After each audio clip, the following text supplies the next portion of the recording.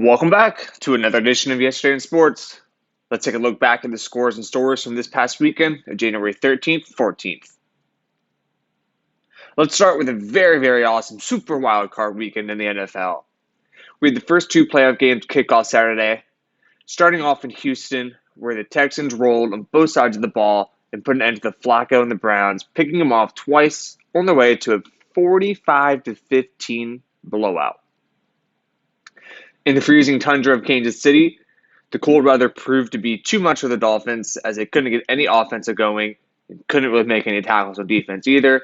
Chiefs win that game 26-7. We were supposed to have 3 games on Sunday, but due to the snowstorms in Buffalo, the New York mayor moved the game to Monday afternoon for safety concerns, meaning we won't know any AFC matchups next weekend until Monday after that game.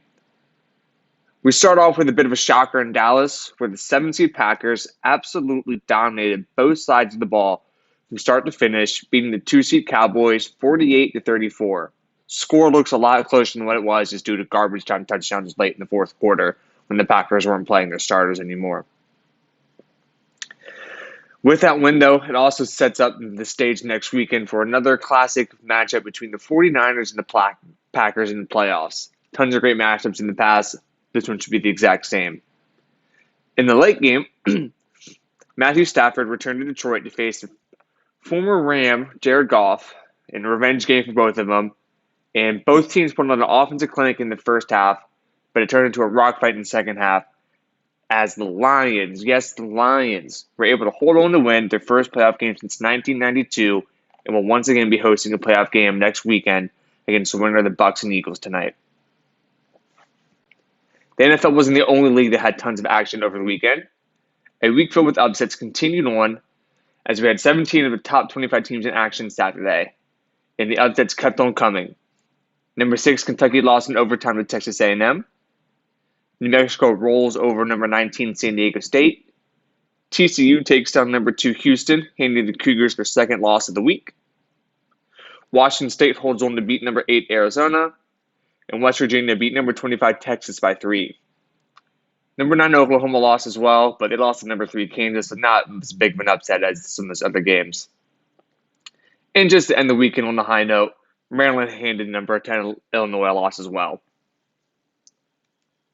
Alabama worked quickly to find the successor to Nick Saban over the weekend, as it was announced Friday evening that Washington head coach Kalen DeBoer will be taking over the Crimson Tide, leaving his Washington Huskies. It's going to be interesting to see if he can keep up the Alabama standard going forward, since a lot of recruits heading the transfer portal. Washington also acted pretty fast as well, replacing DeBoer, as sources said Sunday night that Arizona head coach Jedd Fisch will be taking over the job as head coach of the Huskies.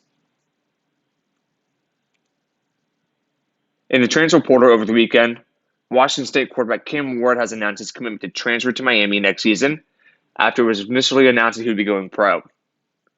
Alabama standout wide receiver Isaiah Bond has committed to play at Texas next season.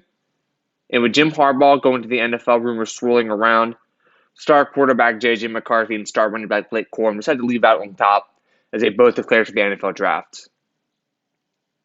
Well, that's all the news and stories from over the weekend. See you guys next time.